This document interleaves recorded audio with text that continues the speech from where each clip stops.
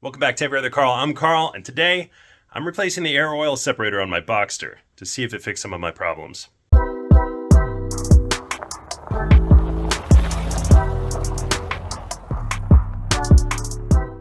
Now, there are several really good videos, tutorials on how to replace the air oil separator, so I'm not going to do a full tutorial on that, but I will show what problems I'm having. I'll show a bit of the process of replacing that air oil separator, and then once it's in, I'm going to see if that fixes my problems.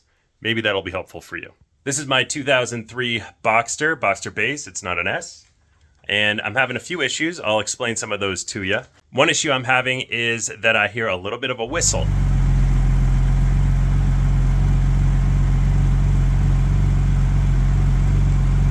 A little bit of a whistle, which is indicating that there's a vacuum leak somewhere. I'm also getting two check engine codes. I'll show those to you.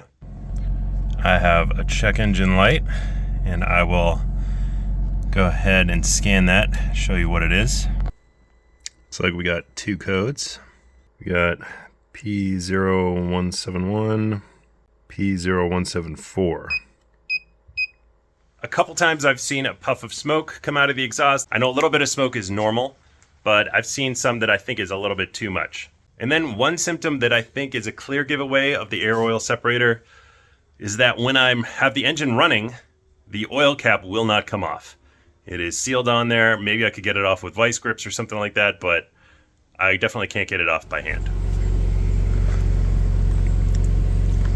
That is extremely downright impossible to get off, at least by hand. Yeah, I can't get that off. I have some issues, and if this solves the problem, I'm going to go ahead from the future, jump back to now, and I will let you know right now if the air oil separator fixed the problem. All right, it's been about a month since I did that repair, and it did in fact fix the problem. This was the air oil separator.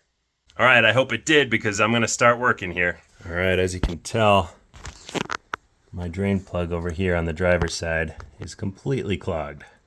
So if you put your roof in service position, open up the engine bay, you can access the drain plug down here. For me, it's this little white one. I'm gonna go ahead and take some weed whacker wire and fish it through there, see if I can unclog that drain. All right, that clearly worked very well.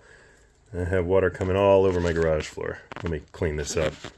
All right, so I've got the car in service mode, and I've taken all the panels off here to access the engine. This is my first time seeing this engine, and I definitely see a lot of grime, a lot of oil residue over here. So that over there is the air oil separator that I'm intending to replace. But I do want to see if I can find any other leaks or anything that's going on over in this area, see why this is so grimy. All right, this is a 2003 Boxster base, not the S, and I have it in service mode here with the roof up. There is the air oil separator. This is the fill tube from the oil cap, which is in the trunk here. And when I turn the engine on, that tube compresses. So there is definitely a vacuum issue going on in here somewhere. In any case, I have the new air oil separator. I'm gonna go ahead and replace it, and then I'll check back in. Getting this thing out was a huge pain. There are two screws at the bottom, two flexible air hoses, one at the bottom and one at the top. The one at the bottom is super hard to get off, and they both can be brittle, so you need to be careful. And then there is a rubber elbow tube on the bottom that you need to get off using a clamp tool. There's not really any other way to get it off. I'll show you that tool in a minute. All right, you just saw me struggle that thing out of there. That was very difficult to get out. All the videos are correct. The hardest thing to get off was this tube right here. This flexible tube comes out over here. It's just so hard to pinch that connector on this side. I'm gonna put a little piece of cloth in there just so that nothing falls in while I'm fiddling around here. All right, I put a paper towel in there. So yeah, this pinch connection right here, I'm putting my light out. You got to pinch from the top and the bottom, and it is really hard to get your hand in. I just had to work it for, I don't know, 20 minutes.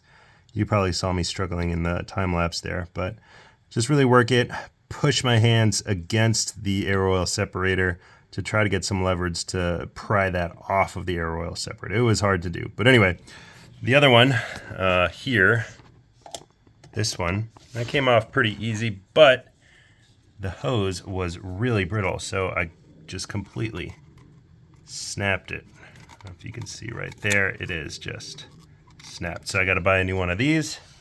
I think that shouldn't be too hard to replace. Another interesting thing to note is the screws that were holding the air oil separator in. One is right there, and the other is right over here. Right here. So 1, 2. Those, I was told they were going to be a special bit. So I was told it was going to be one of these security Torx bits with the hole in the middle, which is pretty common on Porsches. But anyway, it was not. For me, it was a 5mm Allen wrench. And I don't know if that's because mine is a 2003, or maybe this was already replaced and this is an aftermarket piece. But I was able to get it out. Oh yeah. The other hardest part was down on the bottom here. This little angled tube had a hose clamp on the end of it here, and that is extremely hard to get to. So I was kind of banking on just being able to pull the air oil separator and pull it out of this top one, but that is on there very strong. So I had no luck in pulling that out. What I did have luck with, fortunately, I bought a hose clamp tool set. I'll get back to this in a minute. But right here, it's still in here. But this tool proved to be invaluable. It has this cable system, works kind of like a bicycle handbrake, and it can pull from any angle on a clamp. Wow, I actually got it kind of wrong. It didn't even seat right, but it still worked. So this is obviously flexible. You can kind of push it down in and around corners and hook it onto your hose clamp. I did it blindly. I just kind of knew where this hook was. I found with my fingers, I could find where the hook was on the hose clamp. Hook it on there, then push this top over and just pull the handles and pray that it connected. And it worked. I will leave a link to this kit in the description. Highly recommend getting that. All right, I ordered this new tube. They call it the crankcase breather tube, or it is air oil separator tube, top end. Anyway, it is $100 just for this little plastic tube. I guess that's the Porsche tax. But the bigger problem for me is that it is coming in a few days, and I want to be able to test the engine before I have to wait a few days. So I just used a little bit of flex tape and temporarily fixed it. Honestly, I am almost tempted to leave it like this, but I am going to get that new one and I'm going to replace it. But I don't think this is going to get very hot. It is at the top of the engine, and this is plastic and rubber anyway. And this is actually really well sealed. But I'm going to put that in, reconnect everything, test the engine, and then when that new piece comes in, it'll be pretty quick to replace this one. All right, I'm getting ready to put the new AOS back in, and I'm going to reuse the hose clamps that were on the bottom there. And I have my locking clamp pliers here.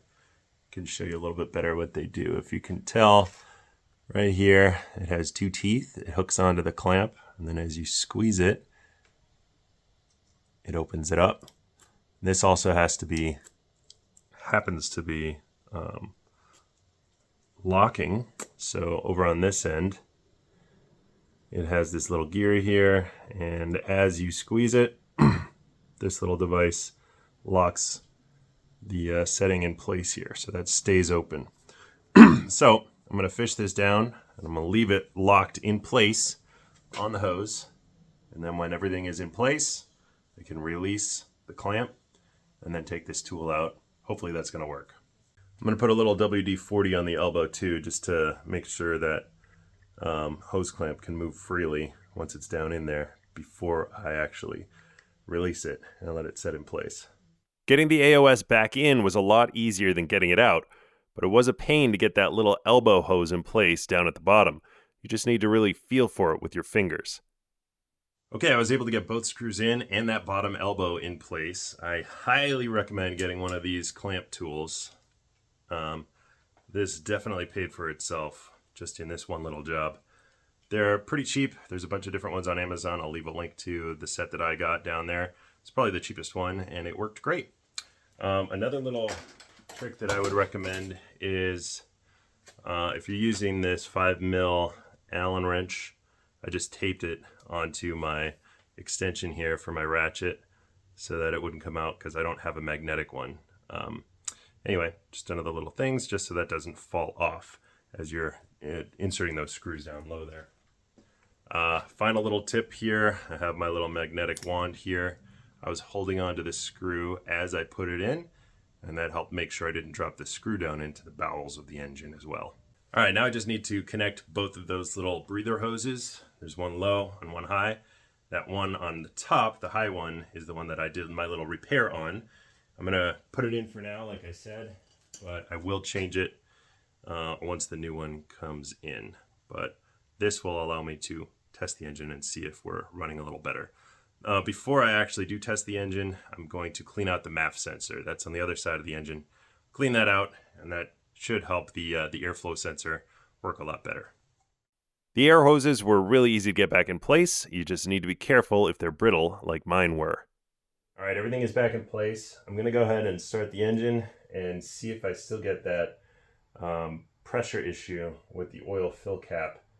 I'm really curious to see if the air oil separator actually fixed that problem or if there's another vacuum leak somewhere. So I'm gonna go ahead and start the car, and then I'm gonna turn it off, clean the mass airflow sensor. At least I know I'm gonna do that one little job as well. But if this didn't fix that oil cap vacuum problem, I'm gonna have to keep searching for that vacuum leak. All right, turned it on. I'm gonna open up the trunk, see if I can open that oil fill cap. Let me open the garage first so I don't suffocate. All right, so I turned the car on, and I could hear what I believe was the air oil separator just kind of filling up. I'm not sure exactly how that thing works, but I did try to take the oil cap off, and I couldn't get it off. But as you can see now, all I did was turn the car off, turn it back on, and now I got normal pressure here.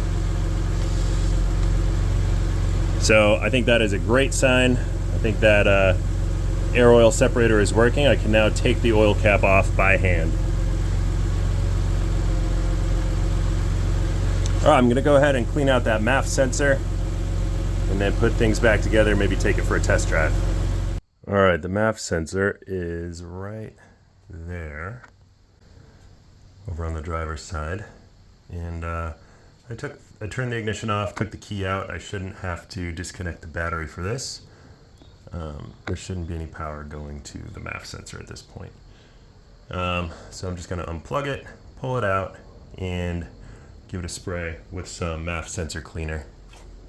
I got this specific mass airflow sensor cleaner from Gumout. I'll leave a link to this one in the description as well. The MAF sensor is definitely not an integral part of this project, but I thought it was a good idea to clean it since I was already in here. All right, I backed the car out of the garage, and the last thing I'm gonna do is clear the engine codes, and then over the next couple days, see if they come back. All right, so I still have those two codes. I'm gonna erase them. Yes, erase. All right, I'm at 0 codes. We'll go from there. All right, coming back from the future again, those check engine codes have stayed off, and the air oil separator did fix the problem. That's going to do it for this video. If you have any questions or comments, go ahead and leave them in the comment section below. I will link some of those other videos that have more detailed tutorials on how to actually change the air oil separator step by step. Hopefully this helped, or maybe give you an idea of what could be wrong with your car. Till next time, I'm Every Other Carl. Please like, comment, subscribe, and I'll see ya.